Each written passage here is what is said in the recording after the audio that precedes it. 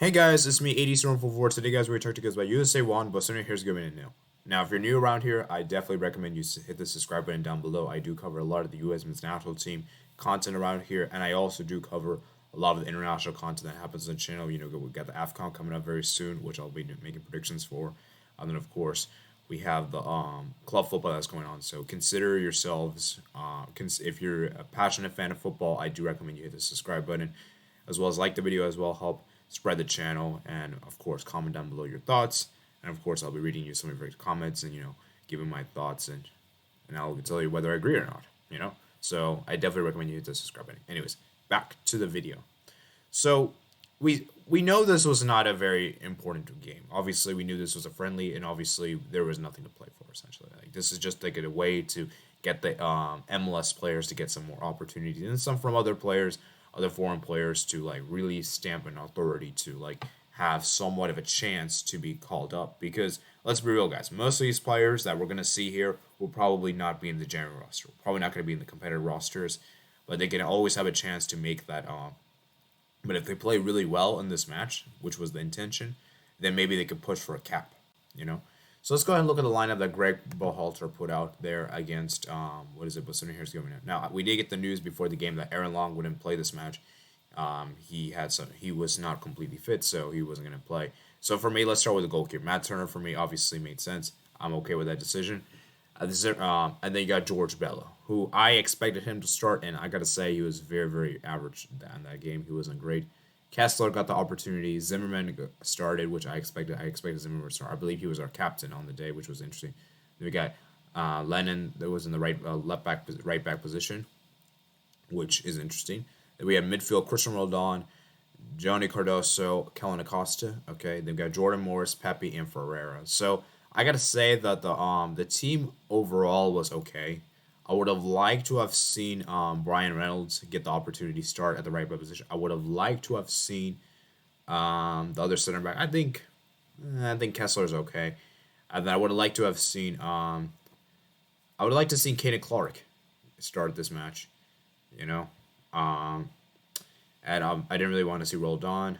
And then for the front three, I was particularly okay with that. Maybe Caden Clark instead of Ferreira, and I think overall that would be a decent 11. I gotta say, man, this was not a very good performance. Like, for most of the game, we were not that great. Bosnia, they created a lot of chances, and it's interesting right here because you see the game was very even. And for me, Bosnia, they were on the front foot for most of the game, but it seemed like whenever they went down to 10 men, which some people would argue that was a very harsh decision. It was Amar Begic. He basically did a very dangerous tackle on Kellen Acosta. Was given a straight red. I think that changed the game. I think that changed the game and gave the momentum for the U.S. And that's why the U.S. were able to eventually see out the win. And it's interesting, right? Is that when Greg brought on the players that we actually wanted to see, like the players like Cole Bassett, Jonathan Gomez, Brian Reynolds, Kate Cowell, etc. They actually changed the game around. And Jonathan Gomez for me was very, very good on the day. I heard he was very good on the day, and despite only being on for like around 5 minutes, he already created an impact. And let's be real, guys. If Jonathan Gomez didn't come on, guys, we probably don't score that winning goal because his shot was initially saved by the keeper, and the rebound fell nicely to Cole Bassett, who eventually tucked in and to make it 1-0. So, like I said, it was a very underwhelming win. I gotta say, not the best performance whatsoever. But like I said, guys, it was a friendly, and we did get a lot of wins this year. I think we picked up 18 wins this year, which is incredible, or 17, I believe. And I think it's the most wins we've ever had in our USA's history, which I think was really, really fantastic. And we got some games coming up next year. Next year, guys, will be very important for the national team because obviously we have the qualifiers to wrap up, and then we have the actual World Cup itself. And it's interesting, right, because some of these players that are going to be played in this friendly, we know they're going to make the roster. Like Matt Turner will make the roster. That's pretty much guaranteed. Zimmerman will probably make the roster. I have a feeling we'll probably see George Bello, and we'll probably see Kellen Acosta. Pepi will obviously make. And then it's interesting because I think for me, Jordan Morris was actually pretty decent, I think, on the day. He was actually a pretty decent player on the day, and he actually looked quite good. And for me, if it's an option between him or Ariola, I'm taking him over the Ariola because for him, at least he can is more consistent, and at least he can play in more positions than Ariola. And I'll be real with you guys, I don't really rate Ariola. After what he did in the qualifiers and everything, he just didn't look great, you know. And the sad part about this reality is that we went up against a Bosnian team that was very inexperienced. A lot of these Bosnian players were playing for the first time ever the national team, and we made them look like it's almost as if they. It was kind of a disappointing way in how we beat them because, like, let's be real, this game we probably didn't deserve to win the match. Like, honestly, I think a 0-0 draw would have been the more fair score line. And it's just goes to show you guys that the performance, the result itself is gonna mask the performance. If that makes sense. Like the result is gonna be papers over the cracks.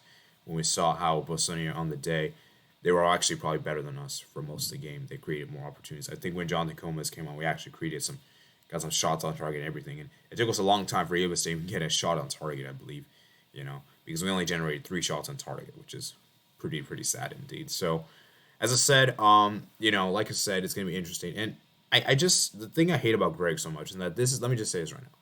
For the national team, I believe this is a great national team we have. I think this U.S. men's national team is really good, really talented, really blossomy. But the one person that's going to hold is the big issue with this team is Greg Berhalter. And my issues with him is that he always seems to try to have like these players that simply don't deserve to be in the roster. Like, why is Roldan playing? Why is Zardes playing? Why is Jackson Ewell? These kind of players. These players that don't offer much, if anything, is still in the roster, which is really bothering me, and which makes me so annoying in the sense that why are these players in the roster to begin with? You know what I'm saying? And so I just particularly don't like that. And I just think that is something that Greg Berhalter has to stop doing, is that stop playing these players that simply don't deserve to be in the roster. And you can't just play these players just because their name is that. So, it's going to be interesting, right? So, like I said, there's not really much more to add here. This was a very underwhelming performance, I got to say, on the day. Sorry about that. I had to do something real quick. And yeah, man, like I said, just disappointing, man. Just disappointing indeed. I'm sorry I didn't really go too much more in depth. Like I said, I didn't watch the match, so it's difficult for me to do this. But I want to give you guys my quick thoughts upon this match because, I did a match preview and I felt like I should at least give a match review, even though I didn't really watch the match. So if you watch the match, let me know in the comment section below of any other big chances I missed. There probably is.